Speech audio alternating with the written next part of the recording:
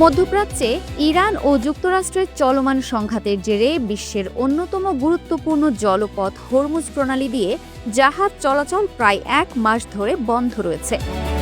এর ফলে বিশ্বজুড়ে জ্বালানি তেলের দাম লাফিয়ে বাড়ার পাশাপাশি আমদানি নির্ভর দেশগুলোতে দেখা দিয়েছে তীব্র হাহাকার।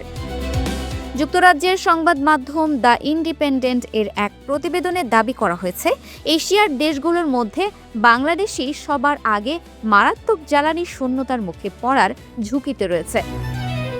বর্তমানে বাংলাদেশের জ্বালানি চাহিদা ৯৫% আমদানির ওপর নির্ভরশীল, যার বড় অংশই আসত এই হরমুজ প্রণালী দিয়ে।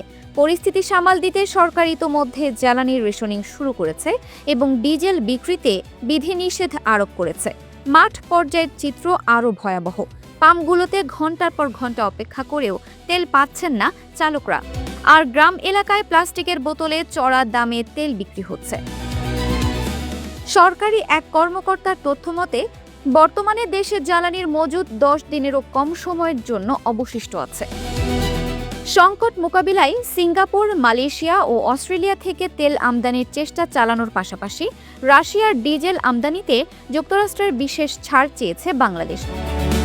এদিকে বিদ্যুৎ ও গ্যাস সরবরাহ স্বাভাবিক রাখতে পেট্রোবাংলা চড়া দামে স্পট মার্কেট থেকে এলএনজি কিনছে, যা রাষ্ট্রীয় কোষাগারের উপর প্রচণ্ড চাপ সৃষ্টি করছে। জ্বালানি মন্ত্রী সরবরাহ স্বাভাবিক দাবি করলেও বিশেষজ্ঞরা বলছেন, আমদানিকৃত জীবাশ্ম জ্বালানির ওপর অতিরিক্ত নির্ভরশীলতাই বাংলাদেশের জন্য এই চরম বিপদের মূল কারণ। Dinajpur TV multimedia desk.